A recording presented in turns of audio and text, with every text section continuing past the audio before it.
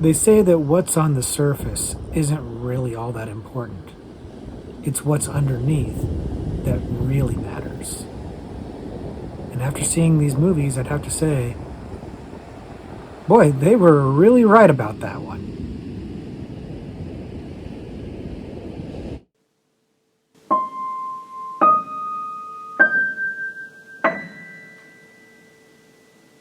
Hello, everybody, and welcome back to the Horror Movie Syllabus.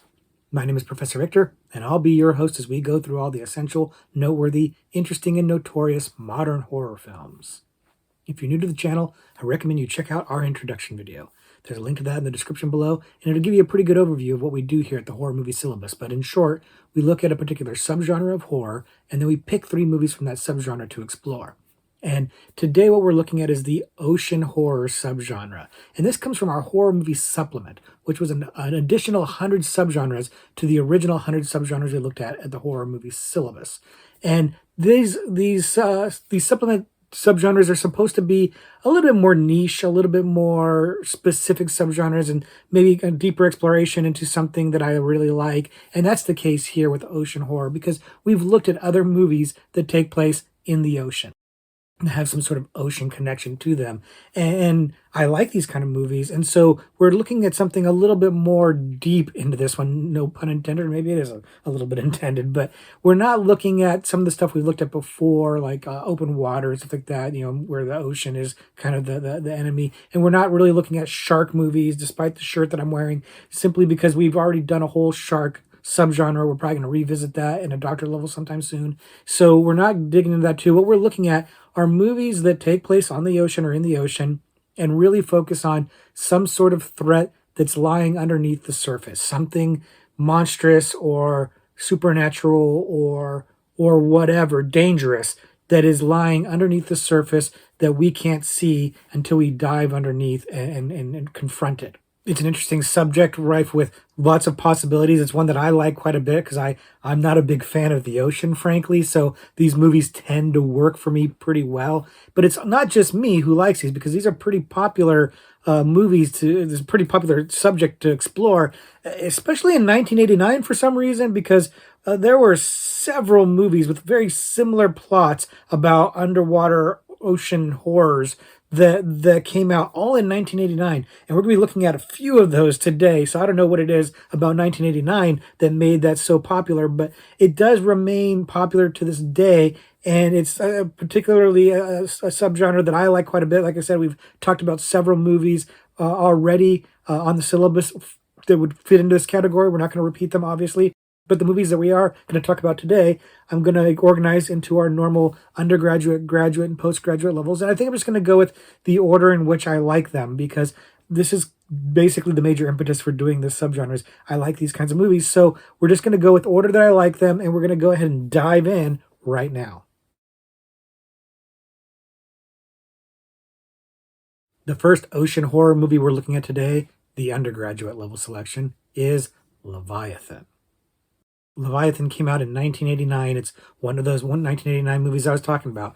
And it was directed by a man named George P. Cosmatos, who was really known more for doing action films, movies like Rambo and Cobra and basic, straight up 80s action movies. So this was a chance for him to stretch a little bit as he dove into this underwater ocean horror movie and do something a little bit different. He was given an actual budget and a talented cast and some great special effects. And was he able to successfully translate that into something good?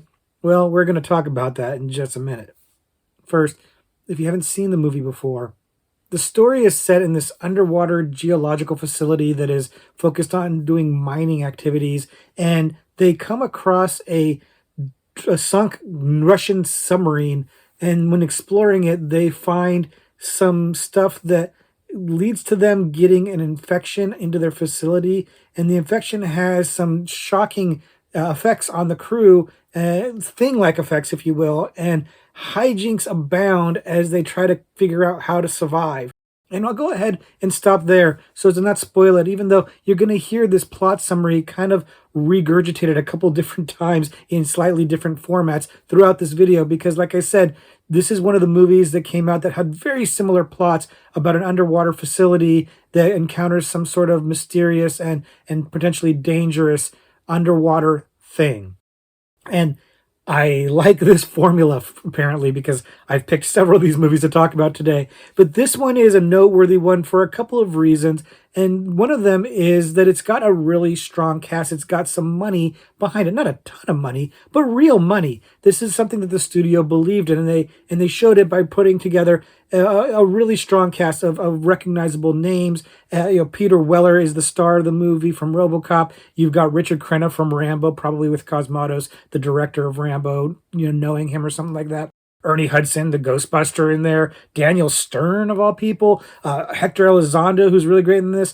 There's a strong cast of recognizable faces and names, and they're maybe not quite super A level, but they're basically they're real actors. They're not B level, C level, D level actors, and they have been paid to do a real job, a real acting job. This movie's being given real money. And they even got Stan Winston to do the special effects. Legendary special effects artist Stan Winston to do the creature effects and some of the suit effects and everything like that. So there's confidence behind this movie. And while it's not a ton of movie, for example, they apparently didn't actually shoot a lot of the underwater scenes underwater. And it's something that, I'll be honest with you, looked pretty good, looked pretty convincing. I didn't know that until I did the research on it, that they didn't actually film underwater. They did a pretty good job of mimicking it, all things considered. Now, it's no James Cameron and how he really shoots underwater. It's a whole other thing. And more on Cameron in a little bit, because Stan Winston actually was supposed to do the effects for The Abyss, but did this movie instead.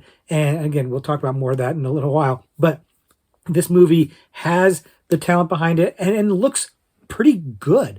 The money is going on the screen. It's actually showing up in the effects and the performances. Everything is looking pretty good. And yet it's still somehow falling short. And I think part of that is the script. The movie is unabashedly influenced very heavily by Alien and by The Thing. It's not even really trying to hide those influences, but both of those movies are incredibly good movies. So I'm fine with them ripping off those movies. Honestly, I'm down for that. But the movie kind of, by doing that, shoots itself in the foot a little bit because it doesn't have the same kind of spectacle that those movies have. As much, confidence as the studio is showing in this movie and putting a little bit of money behind it and the talent behind it, it's not on the same level as those movies. It doesn't look as good as those movies. It looks good. It looks quite good, actually, but it doesn't look as good as those movies do. And what it winds up being is kind of this like B-movie creature feature, but with A-level talent, A-level actors and A-level effects, and an A-level director behind it. And it's a kind of a weird mishmash because you have this scenario where you have a cool idea, apparently a very cool idea, a very popular idea, and you have talent behind it, and yet it still falls short. And I think it's because the movie's characters aren't super tight or well fleshed out. There's not a lot of development there. The movie doesn't really give you anybody to truly root for, I feel. And there's just not enough connection or care into what's going on. So you don't have the feel for them the way you did for some of the blue collar workers in Alien or The Thing. It's the same formula, right? Blue collar workers facing off against some monster. And it doesn't really quite click in the same way. And I think it's because the characters don't quite click the same way, despite the fact that the actors are quite good. The effects are quite good. The monster stuff looks really, really cool. It's really gory. It's really fun. So what winds up happening is you get this kind of B-level movie that isn't beloved by critics at all, doesn't wind up being a big hit or anything like that, and it honestly doesn't even get a tremendous amount of shine, but there is a small cult following for it. The people who saw this movie when it came out seem to have a deep affection for it. I'm one of them. I really like this movie. I like this movie a lot. Yeah, it's no Alien. It's no thing. It's not even The Abyss. It's not even Cameron level. You know what I mean? But I still really like it because the B-level fun of it really does carry it all the way home. It winds up still being a good time, even though it's not necessarily the greatest of movies. And that's fine by me. I think they did a good job with this. I think the monster looks good. The creature effects look good. I think that the acting is good. I think that the set looks good. I think that the underwater quote unquote filming looks pretty good. It really winds up being a solid movie to me, but the world at large did not agree. But I know there are people out there are fans out there that really like this one. So I'm betting a few of you are out there too. Leave in the comments why you think this movie is good and why it's worth being talked about, because I think that this one is maybe not underrated exactly, but a little unfairly forgotten, and I wanted to shine a little bit of a light on it. The next ocean horror movie we're looking at today, the graduate level selection, is Deep Rising. Deep Rising came out in 1998 and was written and directed by Stephen Sommers of the Mummy fame. And anybody who remembers that Mummy series with Brendan Fraser knows how fun those movies are. Stephen Sommers knows how to take kind of a B movie premise and make a really fun, exhilarating ride out of it. And I'd say he does the same thing here in this movie. Now, if you haven't seen it before, the movie is about a state of the art luxury ocean liner on its maiden voyage that is going to be overtaken by a group of hijackers who are extremely well armed and well trained. But when they get on the boat, they can't find the passengers. All they find is shocking gore and a mystery that gets revealed when they find that the ship has been attacked by an underwater creature that is mythical almost in its size and proportions, and hijinks abound as they tend to do. We're going to go ahead and stop, of course, there. But Deep Rising is an interesting movie for a number of reasons, but the least of which is this really interesting monster idea. It has a central monster, which just basically has a tremendous amount of tentacles, and the tentacles themselves are almost like separate monsters. It's a really cool design created by Rob Bottin, legendary makeup effects artist again, in conjunction with ILM, Industrial Light and Magic, who did the Star Wars stuff, to make up this incredibly cool looking creature. And we're going to get into it a little bit more in a bit, but the creature's look is really a big part of what makes this movie stand out to me, because like Leviathan, it's got a really strong cast of recognizable faces. It's the star is Treat Williams, which okay, whatever, but it's got Famke Jensen, it's got Wes Studi, it's got Cliff Curtis, Demon Hansu. It's a really strong cast of characters that are recognizable and doing fun work, kind of chewing scenery for the most part. And it's a kind of honestly a dumb plot, to be honest with you. Like I said, Stephen Sommers knows how to take kind of a B movie plot and make it fun, and that's what he's doing here. Because this idea of these really, really well armed hijackers taking over this luxury ocean liner, it's kind of dumb. I'm going to be honest with you. It's not a tremendously clever script, and the dialogue in it is horrendously bad. It's some really bad dialogue, but the script shortcomings kind of almost work in its favor, because you've got a talented cast who's able to kind of breathe a little bit of life into this clunky dialogue. Really, I mean, probably the weak link again is Treat Williams, and I gather he wasn't the first choice. Apparently, they really wanted to get Harrison Ford in there, which I think is some pie in the sky aspirations there. But the movie didn't get him, and I think as a result they wound up reducing the budget a little bit when they couldn't get him in there, and they gave it more of a Treat Williams size budget. But the budget goes pretty far here. Again, Stephen Sommers knows how to make a fun ride here, and when they get onto the boat and they realize that there's a monster on there, or where they think it's multiple monsters on there, the movie really picks up. It starts out a little bit clunky, but it really picks up when they get on the boat and they start getting attacked. That's the good stuff. This movie is wonderfully gory. It's got some really great, cool gore scenes in this. And like I said, the monster is almost Lovecraftian in its design, and that's, I think, one of the things I really like with this movie is that it feels almost like a Lovecraft monster. It's really cool looking. It really does shine. It's a great moment when it's fully revealed in all its glory. And I do think it's responsible for a lot of what the cult love that this movie gets. This movie it's got a cool monster, and it's got cool gore in it. It's got cool action scenes in it, and terrible dialogue that is kind of, frankly, kind of fun. And it's easy to see when you look at it why this was a critical and a commercial bomb. It did not make money. The critics hated it. And again, like I said, it's not a good script. It's kind of stupid, but it's stupid fun.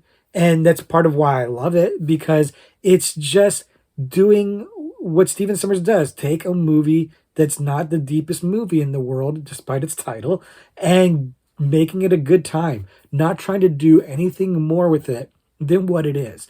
Its aspirations are to thrill you, to have a good time, to give you an adrenaline rush, and they've succeeded here. And I do think that maybe Stephen Sommers had some aspirations for franchising this and kind of having this kind of franchise of monster movies that had to do with like prehistoric beasts that were being discovered all of a sudden, a la King Kong Skull Island kind of thing, because of the way the movie ends. The setup for another movie is there. They never did it, of course, because the movie bombed. And it's unfortunate because I would have been down for seeing a sequel, even though I didn't love the characters necessarily, but I did enjoy what the actors did with the characters. But really, it was just the ride. Stephen Sommers delivered. He delivered a high octane, high energy movie that's fun. It really moves, especially once they get on the boat. Everything starts clicking and going in really, really fun directions, and kind of some shocking gore, some solid effects that I still think, for the most part, hold up pretty well years later. So this one's a fun ride. If you haven't seen it, I definitely would recommend it. It's a good time. And for those of you that have seen it, let me know, do you agree with me? Because this one, I think, has even less of a cult following maybe than Leviathan does, but there is still a group of people who really think this one deserves more love. I'm clearly one of them. So let me know if you are as well. And the last movie that we're talking about today, the postgraduate level selection, is The Abyss. The Abyss also came out in 1989 and was written and directed by James Cameron, the legendary director. And this one is admittedly a hard sell for a horror movie, to say the least. It really isn't one, but it's such a great movie. It's such a great underwater adventure, sci-fi, thriller, mystery movie that there's no way I wasn't going to talk about this. There was no way I wasn't going to talk about this because I love this movie so much. So we were going to talk about it for sure. And if by chance you haven't seen it, the movie is about a underwater facility with a group of oil drillers who get commandeered by the US Navy to recover some nuclear warheads from a sunken submarine. And during that mission, they discover something else that's underwater that is mysterious and unusual and potentially otherworldly and maybe dangerous. Who knows? But the hijinks abound as they try to figure it out and try to solve what all these things are going to do to them.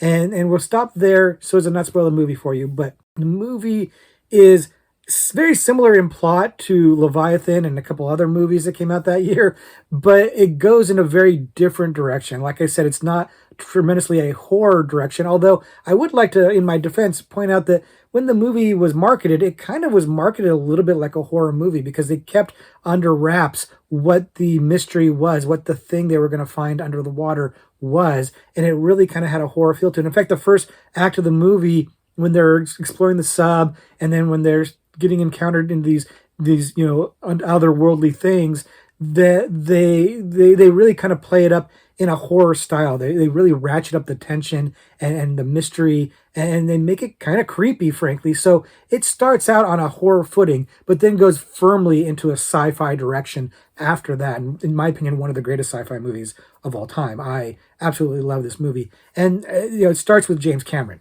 He did film this movie in the water, unlike what I talked about Leviathan and stuff. He made this movie underwater, and it shows. And honestly, like, as good as I think Leviathan looks, this movie looks 1,000 times better. And again, James Cameron is such a meticulous director about making things look realistic and making things feel lived in and authentic. And it really pays off here because he's got this underwater oil rig. It does not really exist in real life, but it looks like it does. And it looks like an oil rig. It looks like a bunch of blue collar workers live there and work there. And it just adds to the verisimilitude. It really makes you buy into the premise of this movie.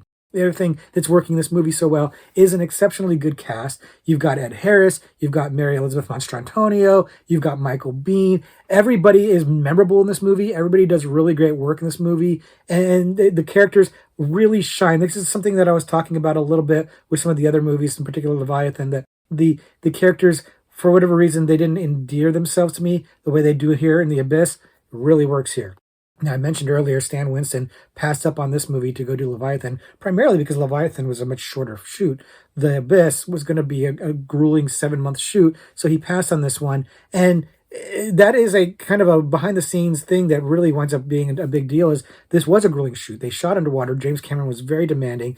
Actors will still not talk about what their ordeal was in this movie. That's how bad it was for them. It was really a tough shoot, but the results are outstanding.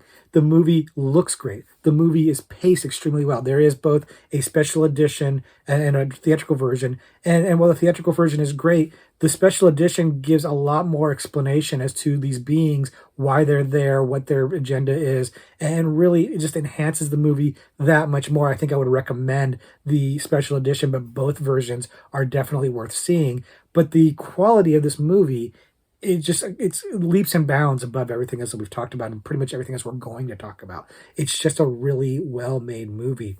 And the critics loved it, fans love it. Like I said, they released a special edition of this. Fans have been clamoring for the 4K version and everything. It's really a stunning movie, and it hit for me so well on so many levels. First of all, the James Cameron spectacle was just great, but the underwater stuff, like I said, I'm not a big fan of underwater. That's not my place, right? So this hits me like the drowning scene in this movie. Again, talking about horror stuff, the drowning scene in this movie horrifies me. It horrifies me every time I see it. It so gets under my skin. So that was like the second I decided to do this as a subject, I knew I was going to talk about this movie because for me it hits. Even though most people are going to say it's not really horror, and I can't argue that. I'm not going to argue that.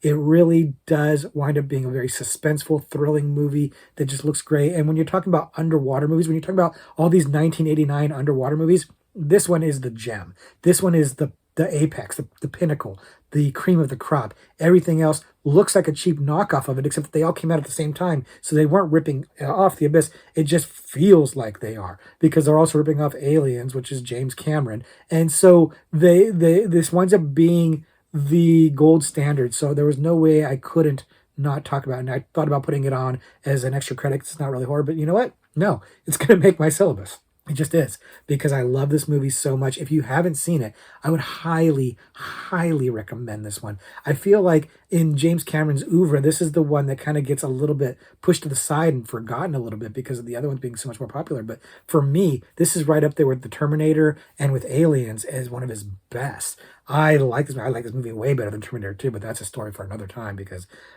people, my opinion on Terminator 2 is controversial. So, but I think this is a great movie. This is one of James Cameron's best. And if you haven't seen it, you should absolutely check it out. And if you have seen it, leave your comments down below if you like it as much as I do. Or if you don't like it, let me know why. And we'll have a discussion about it. But for me, The Abyss is where it's at.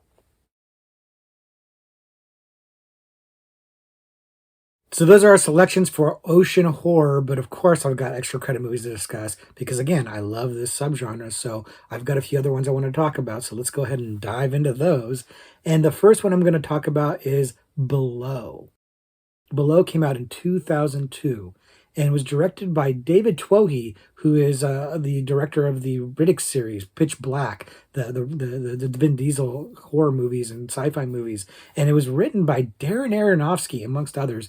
Darren Aronofsky, who we haven't really talked about much on the channel, but we have talked about him a little bit, and he's one of my favorite directors. And his writing here is interesting, but it's an interesting take on an underwater horror movie, ocean horror movie. But let's go ahead and get into it. If you haven't seen it before, the movie takes place on an American submarine during World War II, and the sailors on the boat rescue a group of British people who are on a sinking vessel, and they take them into the sub. And there's some mystery about what they were doing, and that mystery starts to get deeper when strange things start happening on the submarine, strange occurrences, and there starts to become a suspicion that maybe the submarine is haunted or maybe it's something else that's more related to the war. We're going to go ahead and stop there so as not spoil the movie for anybody, but it's a really interesting premise. And it's funny because the premise was originally slated to be more of a science fiction type movie, but then got turned into more of a horror film. And I think that was probably the correct idea, the correct instincts to go with that and make it a little bit more of a tension filled, kind of pot boiler pressure filled type scenario, which really aligns well with the submarine setting of it. And it executed really, really well. Once again, we've got a really great recognizable cast. I think that's kind of a theme with these underwater ocean horror movies is you get these ensemble casts that are really good here. We've got Bruce Greenwood, the great Bruce Greenwood. We've got Olivia Williams, Academy Award winning Olivia Williams. You got Scott Foley, Zach Galifianakis. It's a really strong cast once again. And that's important here because what we're really dealing with a lot of the time is the interplay between the characters. A lot of what's going on in this ship is kind of like spooky type weird things, weird sounds or weird things happening, and you're seeing like the cracks in the sailors, the people, the characters. And reminiscent once again of the thing and all the paranoia and pressure that's going on in the thing, the suspicion and stuff like that. That's being translated here and done really well. Twohy does a really good job of ratcheting up the tension here, the interplay between the characters, and making us really identify with people, like people, dislike people, and really want to figure out what this mystery is and what's going on, and giving this plausible idea that maybe it's something supernatural and maybe it's not. And again, I'll tip my hat a little bit to Aronofsky and the other writers in this movie for putting these different elements in, and then Twohy for really being able to bring them together and make this movie work. And it's funny, this movie when it came out, I loved this movie. I thought it was fantastic, and it really didn't seem to make as much of an impression. In fact, I don't even know that it really has much of a cult following. I have love for it. That's why I wanted to put it on here as an extra credit. But I don't know, I think hardly anybody talks about this movie, and I think that's strange because I think the setup is really fresh and interesting.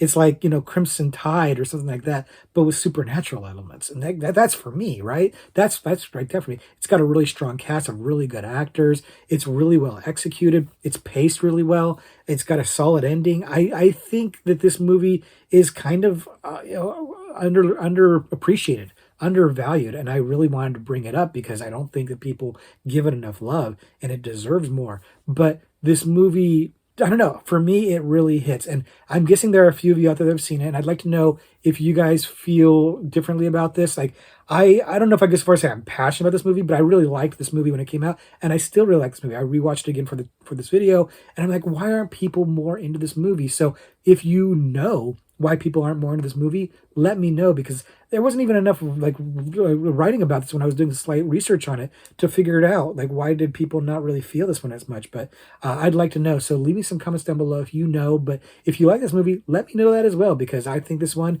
is one that needs to be seen more. And the next extra credit movie I'm going to talk about is Deep Star 6. Deep Star 6 is another one of these 1989 movies, and this one was directed by Sean S. Cunningham, who is the director of the Friday the 13th movie, the first one, and kind of the steward of the franchise. And I love me some Friday the 13th, so in theory, I'm going to love an underwater horror movie directed by Sean S. Cunningham, right? Right?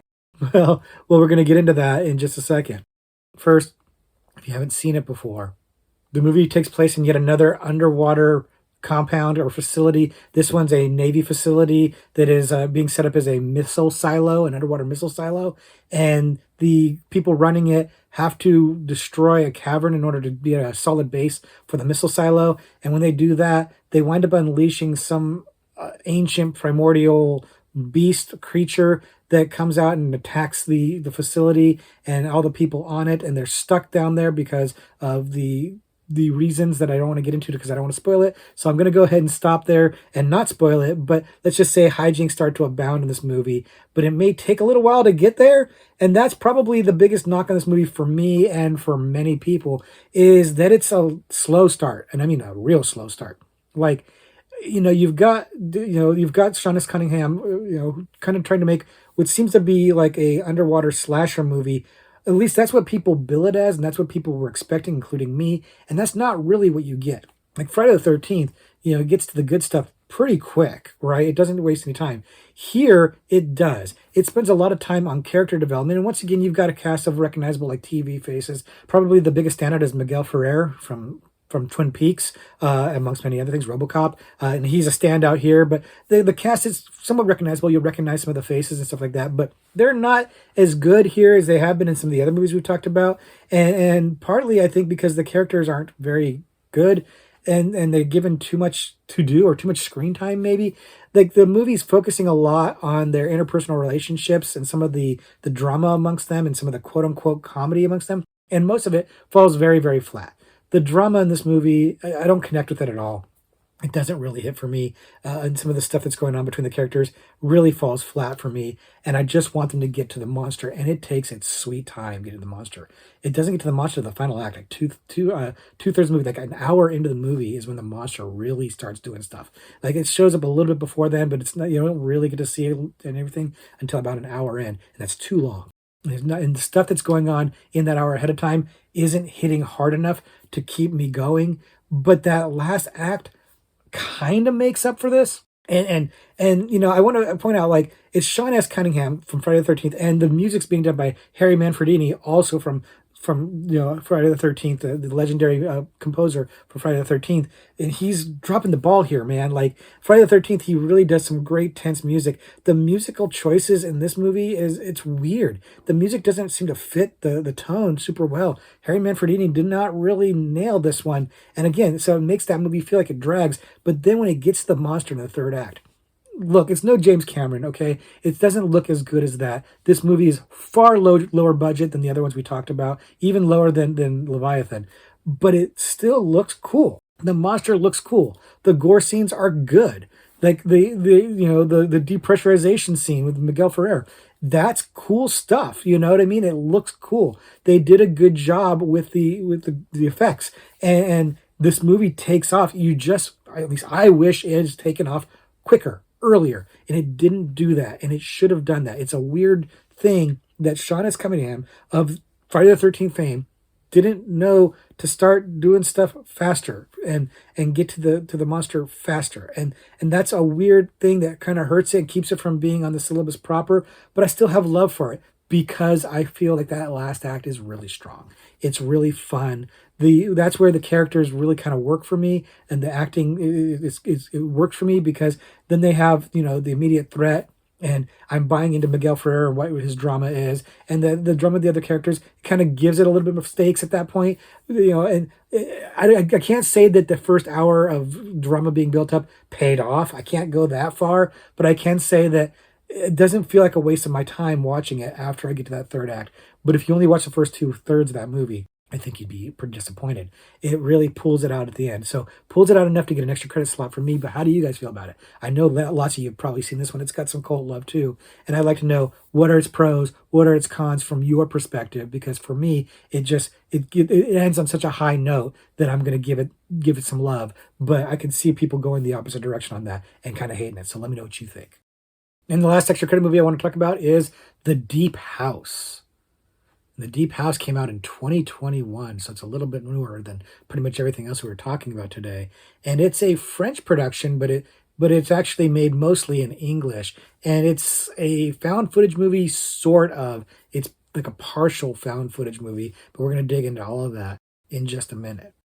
First, if you haven't seen it before, the movie is about a young couple that does a YouTube channel where they go and explore various travel destinations, stuff like that.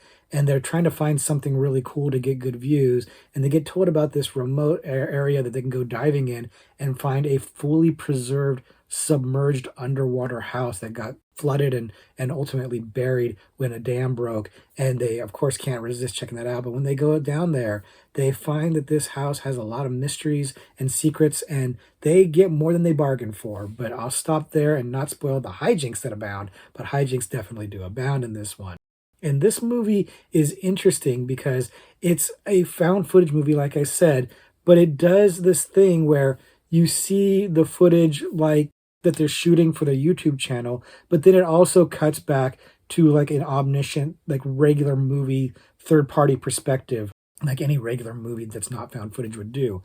And I think this works wonderfully. There's not really a narrative explanation for why they're doing it, and it doesn't really need one. You can follow it pretty easily, that it's basically a regular movie, and then they cut to with the cameras, like their POV shots, if you will, and it works really, really well. And part of why I like this movie so much is this idea, because we've talked a lot about found footage movies on the channel, especially recently. We've been talking about a lot of found footage movies, and I've been on this kick lately complaining about like the explanations for why people are still filming. why they do certain things with the camera and stuff like that, and how it kind of takes me out of the movie. And this movie solved that problem by just literally cutting to a third person perspective when it wants to have a different angle or a different shot, and not really trying to force an explanation of why somebody's still shooting. It really sidesteps some of those found footage tropes that are pitfalls for me and most people. It doesn't tie itself to the found footage motif and the rules so much so that it winds up being a distraction. It uses that perspective when it's appropriate to do so, when it's cool to do so, and it abandons it when it would hamstring it or handcuff it, and doesn't wind up letting the movie suffer by trying to force it through this one perspective. And it's great.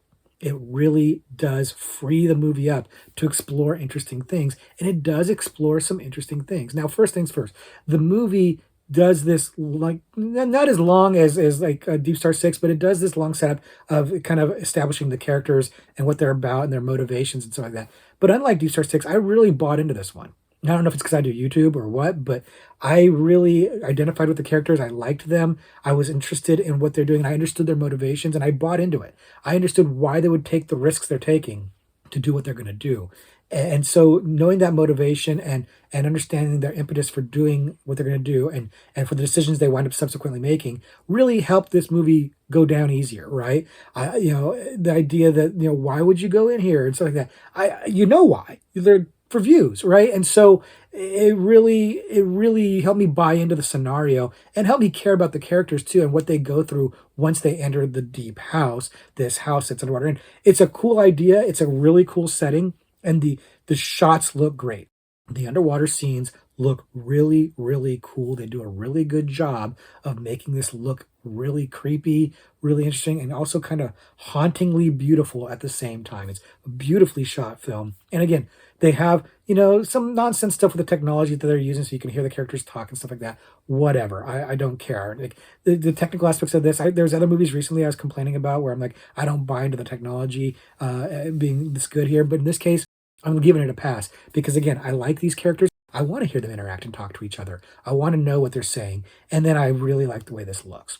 And I like the mystery that unfolds. It does suffer a little bit from having to kind of give a lot of exposition and do some flashback stuff to explain the mystery, maybe kind of almost over explaining it a little bit, to be honest with you, to give you a full picture of what it is they're encountering, this haunted house underwater. It really kind of has to spell it out for you a little bit. And that, I didn't love that, but I also couldn't really figure out how else you'd answer the questions the audience would have about what the hell's going on without explaining that stuff in some way. And the flashback stuff worked perfectly fine for me. It was perfectly fine because everything else was working so well. It just really has a wonderful look to it, and it had a really cool, creepy idea, and it set that tone really strongly right from the beginning, and it kept that tone throughout.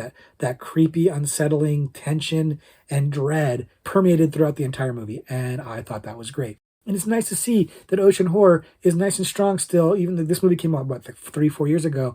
And it's, not as old as the other movies we talked about, like I said, but it's showing that this idea of the mystery of what's underneath the surface of the ocean is still really scary.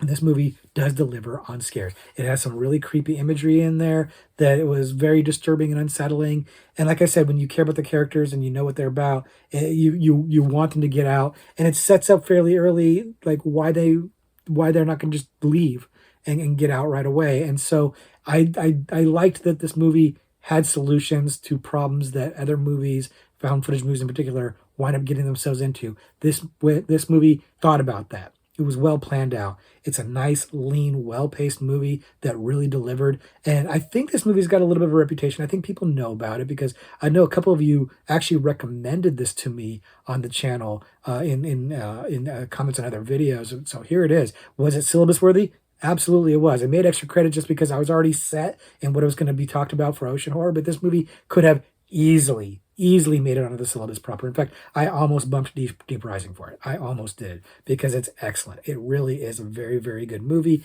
And so I would recommend it to any of you who haven't seen it because it does seem like maybe it is a little bit under the radar and hopefully it gets a little bit more love. So that's going to be our love for ocean horror movies. Our video is wrapped up, but I got to admit, these are all, to me, worth watching. Even the ones that I think are maybe not quite as good, or the ones that don't get as much critical love, or whatever, are all a good time. I think you can have a fun time watching any of these movies. They're all fun. None of them overstay their welcome. They're all a blast, and I would recommend every single one of them. And of course, I'm guessing a lot of you have seen many of these. So again, in the comments, leave your comments about which ones you liked, which ones you don't like, and which ones I haven't seen that I need to see, because recommendations are always welcome and warranted. And now I'm going to welcome a horror trivia pursuit card, and we're going to go ahead and try to answer that here live on camera like we always do here at the Horror Movie Syllabus. And I'm going to not cut, so you guys know I'm not cheating. And I'm going to need glasses because I'm that age. And here's our question. Let's go with the monster category, because we're mostly talking about monsters here in the ocean horror subgenre. So here's our question. In 1931's Frankenstein, what is the first name of Dr. Frankenstein? I know the answer to this question. I absolutely 100% know the answer to this question. We have talked about Frankenstein, versions of Frankenstein on the channel before. We're going to be doing a much more thorough examination of Frankenstein movies in the future, probably not too soon, but in a few months maybe. We're going to be looking at Frankenstein a lot more, because we're going to do a Frankenstein subgenre and look at Frankenstein movies. Now, 1931's Frankenstein is out of scope for the horror movie syllabus, but we might talk about that one anyways, because it's an excellent movie, even though most people say Bride of Frankenstein is actually the better one, and they're not wrong. But the 1931 Frankenstein, of course, based on the Mary Shelley book, and it's interesting because I do know the answer to this question. I 100% know this one. I'm prattling a little bit to give you the time to think of your answer, but I'll give you one hint, which is the name of the character in the book and the name of the character in the movie, the 1931 movie, are not the same. So that's my hint to you. That's my hint, okay? So, I'm prattling a little bit on this, but I'm going to go ahead and make you guys, make your guess, lock it in, because I just want to kind of get into this. I need to explain something to you a little bit, and it's kind of going to give away a little bit. So, lock in your answer. So, here's the thing. My name's Victor, so you would assume that I'm going to be guessing Victor, because that's the name in the book, but I told you it's not the name in the movie. And I know this because I'm the professor, right? So my answer is Henry. It's Henry Frankenstein, not Victor Frankenstein like in the book. And so let's go ahead and just double check the card. Henry. So yeah, I got that one right. I knew that one, but I could see how somebody might say Victor. You'd think I'd say it, but it's part of why it stands out to me. I'm usually terrible with names, but in this case, it stood out to me because his name's supposed to be Victor Frankenstein, and it's not. And so that's kind of a fun one. Did you get it right? Did you guess Victor? Let me know in the comments below what your guesses were. And also let me know, again, other ocean horror movies that I should check out that I haven't seen before, because maybe I'll do a video on one of those. These movies, they're a lot of fun. Check them out. Thank you very much for hanging out and talking ocean horror with me. I really appreciate you guys. Until next week when we do something a little bit different, I'm just going to say, class dismissed.